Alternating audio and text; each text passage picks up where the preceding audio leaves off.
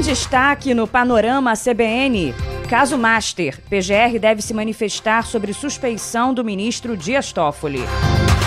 Polícia investiga a morte de pacientes por técnicos de enfermagem em hospital no DF. O fim de uma era, orelhões estão sendo removidos das ruas do Brasil. E nos Estados Unidos, o governo Donald Trump completa um ano, com marcas no mundo todo. Panorama CBN. Oi, tudo bem? Eu sou Bianca Santos e esse é o Panorama CBN da manhã de terça-feira, 20 de janeiro de 2026. Eu te conto em menos de meia hora as notícias mais importantes do Brasil e do mundo. O Procurador-Geral da República, Paulo Gonet, deve se manifestar hoje sobre uma representação que pede a suspeição do ministro Dias Toffoli como relator do caso Master no Supremo Tribunal Federal. O senador Eduardo Girão, do Novo, quer que o ministro seja impedido de conduzir o inquérito por conflito de interesse. Ele cita uma viagem de Toffoli ao Peru para a final da Libertadores, num jato particular onde também estava um advogado ligado à defesa de investigados do Banco Master. A representação também aponta a participação de parentes do ministro em empreendimentos imobiliários financiados por fundos que estão sob investigação no inquérito. O senador citou ainda as restrições impostas pelo ministro Dias Toffoli ao trabalho da Polícia Federal no caso. Na esteira das investigações sobre a fraude no Banco Master, o ministro da Fazenda, Fernando Haddad, disse ontem que a fiscalização dos fundos de investimento deve ser feita pelo Banco Central e não pela Comissão de Valores Imobiliários. A declaração foi feita ao portal UOL. O Banco Central tem que ampliar o seu perímetro regulatório e passar a fiscalizar os fundos, porque existe hoje uma intersecção muito grande entre fundos, as finanças. Isso tem impacto até sobre a contabilidade pública, por exemplo, a conta remunerada, as compromissadas, tudo isso tem relação com a contabilidade pública, e o fato de que os fundos estão fora do perímetro regulatório do Banco Central, na minha opinião, esse fato deveria ser superado com uma nova regulação. O governo está discutindo esse assunto, o Galípolo está discutindo, o Messias está discutindo, porque eu entendo que seria, inclusive, uma resposta muito boa nesse momento nós ampliarmos o poder de fiscalização sobre os fundos por parte do Banco Central. Você ouviu eu falando Comissão de Valores Imobiliários, mas não, é mobiliários, né, CVM. E o Fundo Garantidor de Créditos entra hoje no segundo dia de reembolso dos clientes que investiram em CDBs do Master. O fundo não deu detalhes de quantos clientes receberam no primeiro dia de liberação do dinheiro, até o limite de R$250 mil, né? Lembrando. Até agora, 600 mil credores fizeram pedido de ressarcimento. Desses, 400 mil concluíram o cadastro e estão aptos a receber. A devolução deve ser feita numa única parcela em até 2 dias úteis. O FGC fez um pente fino nos dados e chegou ao número de 800 mil credores com direito ao pagamento no valor total de mais de 40 bilhões de reais. Inicialmente, a estimativa era um total de 1 milhão e 600 mil credores. Um dos motivos da queda desse número é que uma parte considerável dos clientes possuía produtos que não contam com a garantia do FGC.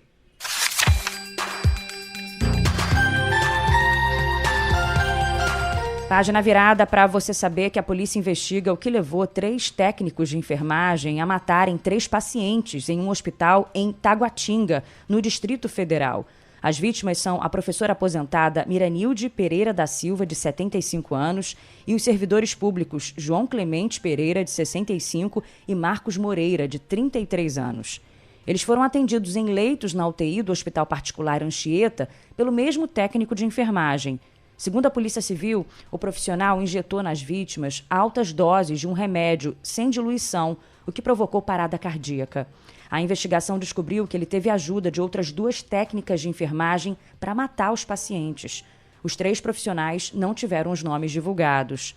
Para conseguir o medicamento, o técnico aproveitou que o sistema do hospital estava aberto na conta de 2 médicos para escrever receitas falsas. O delegado Wesley Salomão disse que a professora aposentada resistiu a 6 paradas cardíacas após a injeção de 4 doses do medicamento.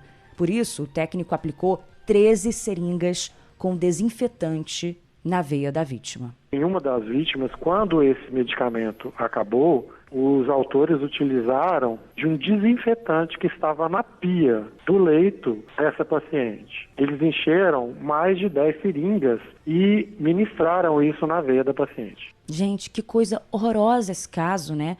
A gente segue acompanhando as investigações.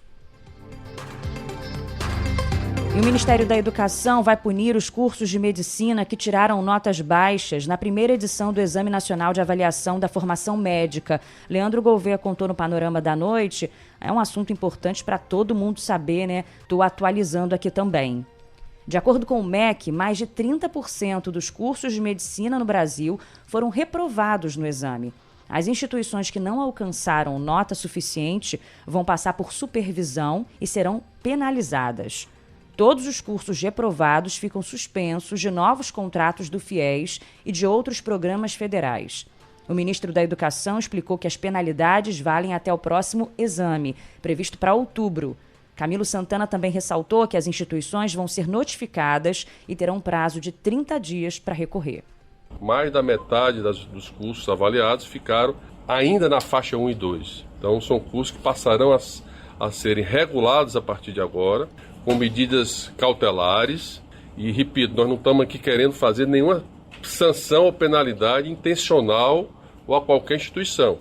Nós queremos dizer, olha, nós queremos a importância das universidades privadas nesse país. Mais de 80% dos cursos superiores desse país são privados, mas nós queremos que os cursos que são ofertados, que cobram mensalidade dos alunos, sejam de boa qualidade. Para especialistas, o resultado da avaliação do MEC reforça a necessidade de aprovação do exame de proficiência para a carreira, que está em tramitação no Congresso. E para você entender um pouco melhor a metodologia desse exame, o ENAMED avalia o que os estudantes de medicina aprenderam ao longo do curso e se estão preparados para atuar como médicos. Dos 351 cursos avaliados, 107 tiraram notas 1 e 2, consideradas insatisfatórias pelo INEP. 242 cursos obtiveram notas na faixa de 3 a 5, a mais alta da escala. Dos 89 mil estudantes que fizeram a prova, 25% demonstraram que não têm domínio, habilidade e competência para exercer a profissão. 8 cursos que tiveram pior desempenho estão proibidos de receber novos alunos. 13 terão que cortar a oferta de vagas pela metade e 33 terão corte de 25%. Dos 107 cursos de medicina com notas 1 ou 2, 87 são particulares e 5 são federais ou estaduais. Dos 8 cursos avaliados em faculdades municipais, 7 tiveram as piores notas, 1 ou 2. E as universidades públicas são a maioria entre as que registraram os melhores resultados. Entre as avaliadas com notas de 3 a 5, 114 são universidades federais e estaduais e 89 particulares. O governo Lula deve publicar hoje um decreto anunciando a recomposição orçamentária das universidades federais. Durante a tramitação da Lei Orçamentária Anual deste ano, a verba para a manutenção das instituições havia sido reduzida em 488 milhões pelo Congresso. Eram previstos 6 bilhões 890 milhões. Segundo os reitores, o corte afetaria, além do funcionamento diário, insumos para pesquisa e extensão e bolsas de permanência estudantil.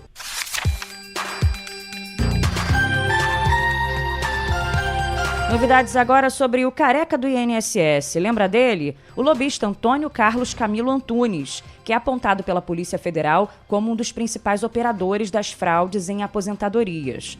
Pois é, uma reportagem do G1 está contando que ele tentou vender ao Ministério da Saúde medicamentos de cannabis, testes rápidos de dengue e produtos de nutrição infantil.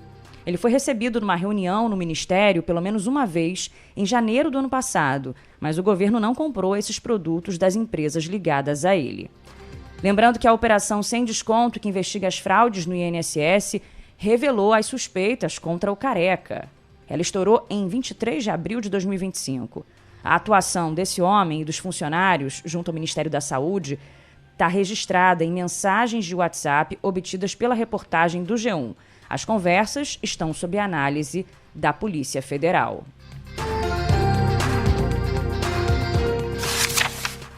O ano de 2026 marca o fim de uma era no Brasil. Os orelhões Os famosos telefones públicos, que chegaram a ser um símbolo nacional, vão começar a ser retirados definitivamente das ruas de todo o Brasil neste mês, em janeiro. Segundo a Agência Nacional de Telecomunicações, a Anatel, 38 mil aparelhos ainda permanecem no território nacional. No passado, eles eram quase indispensáveis, né? E os orelhões se tornaram praticamente obsoletos com a popularização dos celulares. A retirada começa agora porque, no ano passado, acabaram as concessões do serviço de telefonia fixa das 5 empresas responsáveis pelos orelhões. Com o fim dos contratos, Algar, Claro, Oi, Sercontel e Telefônica deixaram de ter obrigação legal de manter os orelhões nas ruas. A extinção dos aparelhos não será imediata em todos os lugares. Começa neste mês e eles vão sendo desativados aos poucos até 2028. E o processo já vem acontecendo nos últimos anos, né? Dados da Anatel mostram que em 2020 o Brasil tinha cerca de 202 mil orelhões nas ruas.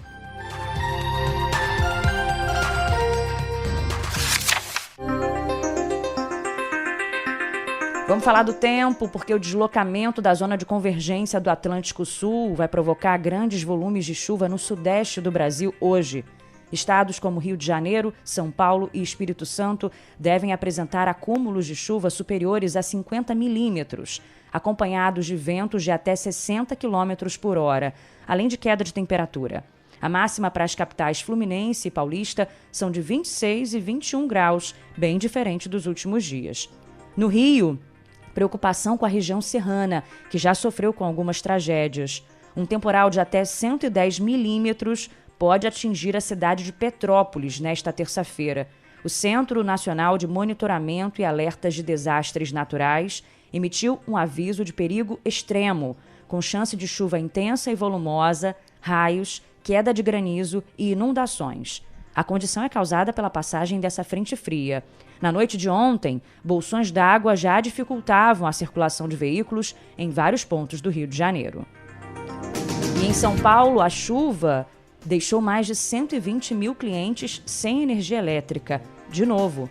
Segundo o Corpo de Bombeiros, foram recebidos 31 chamados para quedas de árvores e 15 para desabamentos. Não houve vítimas. Vamos aos destaques internacionais. O segundo mandato do presidente Donald Trump completa 1 ano hoje. Em 12 meses, ele lançou mão de um tarifaço global, ordenou ataques militares e ameaçou até países parceiros. Internamente, ele encampou uma ofensiva sem precedentes contra imigrantes, perdoou invasores do Capitólio e perseguiu instituições, universidades e a imprensa. Antes mesmo de assumir o poder, Trump prometeu expulsar dos Estados Unidos todos os imigrantes que vivem em situação irregular no país. A promessa não foi exatamente cumprida, mas ele tentou. Colocou nas ruas mais de 20 mil agentes do Serviço de Imigração e Alfândega e expulsou 2,5 milhões de pessoas. No início de abril, Trump anunciou subitamente um aumento nas tarifas de importação sobre produtos de 185 países, algumas chegando a até 50%, e alegando defender o setor produtivo americano. Inicialmente, o Brasil foi taxado em 10%. Meses depois, houve um adicional de 40% a produtos nacionais, sob o argumento de que Bolsonaro sofria perseguição de autoridades brasileiras. A questão só foi resolvida após uma reaproximação dos governos do Brasil e dos Estados Unidos, que culminou em uma reunião entre Trump e Lula. Um outro destaque do primeiro ano do segundo mandato do governo Trump foi a política externa, em que ele priorizou os interesses americanos em detrimento de alianças tradicionais. Apesar das promessas, ele não conseguiu acabar com a guerra entre a Rússia e a Ucrânia. Reforçou a parceria com Israel e pressionou por um acordo de paz com o grupo Hamas, mas o plano ainda não entrou na segunda fase. Agora ele propõe a criação de um Conselho da Paz, que pode rivalizar com a ONU. Já em 2026, o republicano prendeu o presidente da Venezuela, Nicolás Maduro, mas manteve a vice-chavista no poder e promete controlar a produção de petróleo no país. E nos últimos dias, Trump aumentou a pressão para anexar a Groenlândia, o que pode provocar uma guerra comercial com os europeus e põe em risco a OTAN. O professor de Relações Internacionais da Universidade Federal de São Paulo, Rodrigo Medina, destacou a importância estratégica da Groenlândia e por que o território desperta tanto interesse do governo americano. Se trata da maior ilha do mundo e com uma importância estratégica bastante notável. Estamos falando de rotas navais que têm sido ampliadas com o derretimento das calotas polares, portanto, novas rotas, e recursos minerais que têm importância central, tanto econômica quanto geopoliticamente hoje. E ocupa a condição de território tampão entre a América do Norte e a Europa, mais precisamente entre Canadá e Rússia, o que faz crescer o seu valor estratégico. Amanhã, o presidente Donald Trump deve se encontrar com líderes europeus em Davos, na Suíça, durante o Fórum Econômico Mundial, que tem um confronto geoeconômico no topo das preocupações. E a União Europeia confirmou que vai realizar na quinta-feira uma cúpula de emergência para discutir as ameaças de Trump à Groenlândia. A reunião foi marcada depois que o líder americano disse que pretende impor tarifas a países europeus que se opuserem à tentativa dele de anexar a ilha. E o Comando de Defesa Aeroespacial da América do Norte disse que aviões devem chegar em breve a uma base militar na Groenlândia. O anúncio ocorre justamente em meio à pressão de Trump para anexar o território. Um brasileiro de 25 anos que morava no interior de São Paulo morreu em combate na guerra na Ucrânia em dezembro. Em depoimento à TV TEM, afiliada da TV Globo, a mãe de Felipe de Almeida disse que o jovem foi atingido por um drone durante a primeira missão. Ela disse que o filho embarcou para a Espanha em novembro com a justificativa de que queria viajar, mas foi convencido a se alistar para a guerra com a promessa de pagamento de R$25 mil por mês. Uma nevasca provocou o engavetamento de cerca de 100 veículos numa rodovia dos Estados Unidos. O caso ocorreu em Michigan, centro-oeste do país americano. Conforme autoridades locais, várias pessoas ficaram feridas. Não havia registro de mortes até o momento em que eu gravava. E o bilionário Elon Musk se aproxima de um patrimônio inédito de 800 bilhões de dólares, o que equivale a mais de 4 trilhões de reais. O avanço ocorre em meio a uma forte valorização dos negócios dele ligados à tecnologia, especialmente na área de inteligência artificial. Atualmente, Musk é a pessoa mais rica do mundo, com um patrimônio estimado em 780 bilhões de dólares. Agora, o empresário está prestes a se tornar o primeiro da história a ultrapassar a marca de 800 bilhões.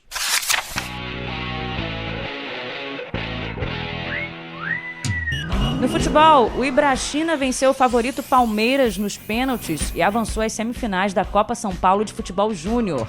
O adversário do time paulistano será o São Paulo, que superou o Botafogo por 3-1. O primeiro duelo por uma briga na final da Copinha será entre Grêmio e Cruzeiro, que jogam amanhã às 9h30 da noite. Na quinta, no mesmo horário, o São Paulo joga contra o Ibrachina. A grande final da Copinha vai acontecer no dia 25, que é o aniversário da cidade de São Paulo. Hoje, Novo Horizontino e Palmeiras abrem a quarta rodada do Campeonato Paulista. Pelo baiano, o Bahia encara o Barcelona de Ilhéus. No Paranaense, o Atlético joga contra o Azures e o Londrina pega o Andraus. E a gente vai passeando, pelos campeonatos Brasil afora.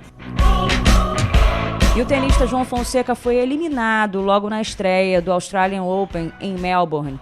Nesta madrugada, ele perdeu para o americano Elliot Expulsey por 3-1. No quarto set, João Fonseca pediu atendimento médico por causa de dores na coxa esquerda, quando já perdia por 4-1. Ele é o número 32 do mundo, tenista brasileiro, que foi cabeça de chave na Austrália pela primeira vez, mas teve um resultado pior do que no ano passado, quando atingiu a segunda rodada.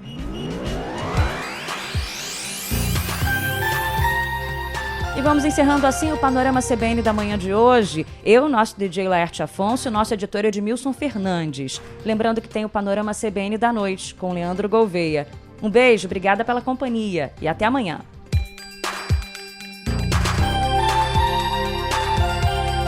Panorama CBN. As principais notícias do dia em menos de meia hora.